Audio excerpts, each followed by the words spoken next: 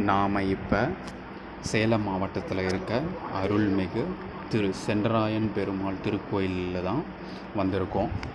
இது வந்து சேலமில் இருந்து ஒரு 5 கிலோமீட்டர்ஸ்குள்ளாரே தான் இருக்குது. பஸ் ஸ்டாண்டில் இருந்தோ இல்லை சேலம் 5 ரோட்ஸில் இருந்தோ ரொம்ப பக்கமாக இந்த கோயில் இருக்குது. இது வந்து ஒரு சின்ன மலை. ஒரு ஃபஸ்ட்டு பாதி மலைக்கு வந்து நல்ல தெளிவான படிக்கட்டாக போட்டிருக்காங்க. அதுக்கப்புறம் படிக்கட்டுகள் இல்லைனாலும் கொஞ்சம் செங்குத்தான இடத்துல ஈஸியாக ஏறுற மாதிரி தான் இருக்குது. டெஃபினட்டாக சனிக்கிழமை வந்தீங்கன்னா இந்த கோயிலில் வந்து ஒரு குட்டி ட்ரெக்கிங் மாதிரி போயிட்டு வரலாம்.